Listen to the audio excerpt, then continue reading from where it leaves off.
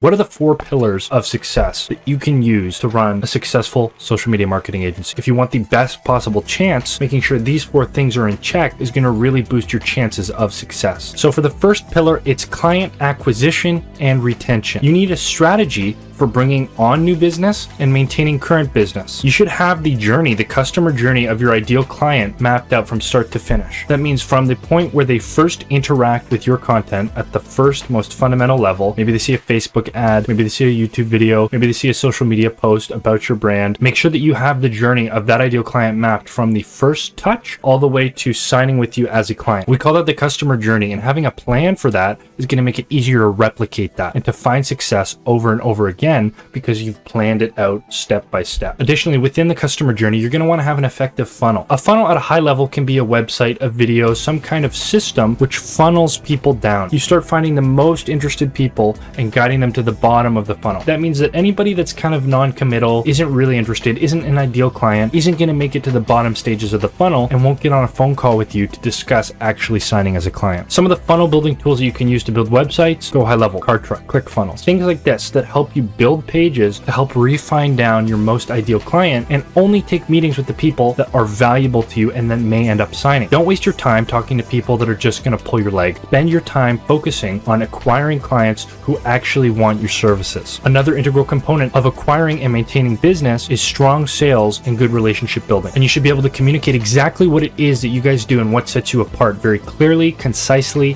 and convincingly. You should have an elevator pitch. When you approach a business owner, what can you tell them in 1 minute that's going to make them interested in listening to what you have to say? A little note for you, everybody loves to hear about ROI, but that's something that is hard to guarantee, especially in the service-based industry. So be careful with what you say, get better at the sales, get better at refining your offer so that you can speak without giving guarantees. This is the art of sales. It's learning how to present an offer that's going to get them listening, learning how to handle those objections that they have and presenting solutions rather than just features. Nobody really wants to know, nobody really cares what it is that you do personally. What they care about is how can you help them. So if you can present your offer in a way that sounds competitive, in a way that sounds convincing, this is the art of sales. Refining your offer down to the bare essentials. What do you do? What makes you different, and present it on a silver platter for your ideal client. So the second pillar is effective campaign management. You need to dominate exactly what you promise you're going to do. Not only do you need to dominate it, you need to go above and beyond. Whatever you say you're going to do double, do triple, surpass expectations. This is going to make you a glowing orb of radiant light in your client's eyes. They're going to be talking to other people saying,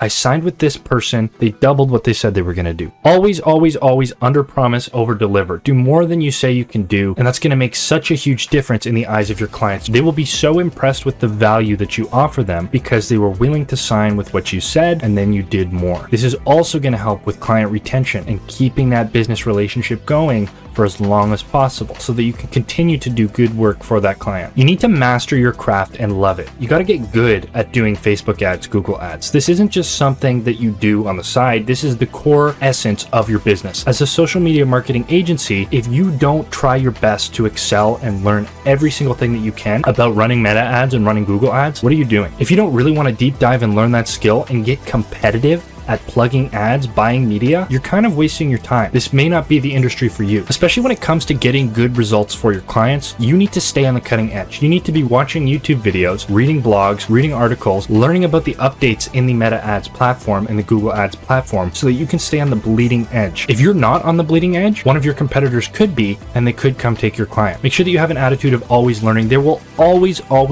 be people that are better at media buying, that are better at copywriting, that are better at graphic design than you. You need to be learning, adapt, stay on your feet, stay on your tippy toes, be fluid. Where the trends are going, trail behind, follow them, and then go a slightly different direction. Be unique, innovate. There it is right there. Innovate, adapt, prevail. You will come out on top if you are able to innovate within the cutting edge. What are people clicking on? What's trending right now? And how can I do better? How can I one up? Always be learning. Never get to a point where you think you know it all and you're not willing to learn and open your mind to new ideas. So the third pillar, team building and delegation. As you progress in your agency, and this may not be the case for everybody, especially as you're starting out, but you need to get good at delegating. You need to get good good at identifying other people that could do a task better than you, like we just said in the last point, who are better than you at graphic design, better than you at copywriting, better than you at media buying. Find those people who you can trust and delegate to them. AI can do some of that. You can actually delegate some of your work to AI, which is unprecedented. This is not something that was possible in the past. Now it is. When it comes to team building and delegation, you should be looking to find people that aren't interested in being entrepreneurs themselves. That might not come as an obvious thing to some people, but when you really think about it, do you want somebody that's going to use you as a stepping stone and then go start their own business? Find somebody who you can trust, who loves their craft. What they want to do is media buy.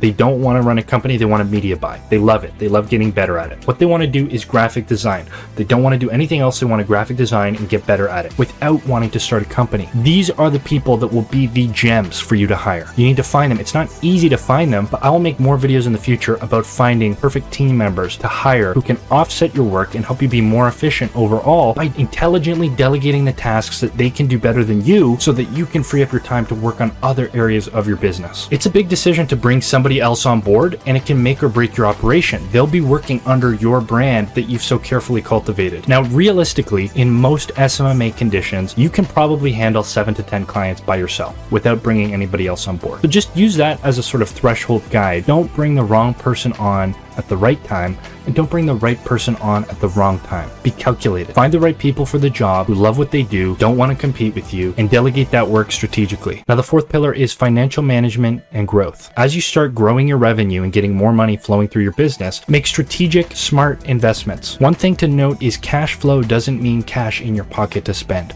Cash flow is money that you can reinvest into the business to expand the business, to grow the business. Invest in tools that can help you be more efficient. Buy subscriptions to services. Think Canva, think ChatGPT, think Go High Level. Invest in tools that can help you grow the business bigger. As well as investing in tools, invest in mentors, invest in strategic relationships. There's so many people online that you can pay for their time to have one-on-one meetings with who have done what you want to do. They've talked the talk, they've walked the walk, they've been down the exact same road where you are right now. It is pricey to invest in time, especially people that have a high valuation on their time. But this is something that you can learn so much from that is worth the investment. Trust me, I have multiple mentors that I meet with. And while it is a significant investment, it's so worth your time in the long run because specific questions answered by somebody who's walked the walk is infinitely more valuable than just a YouTube video that just provides general solutions to some generic problems that a lot of people are facing. The ability to ask specific questions about an industry or about a business model or about a strategy to a person who has done it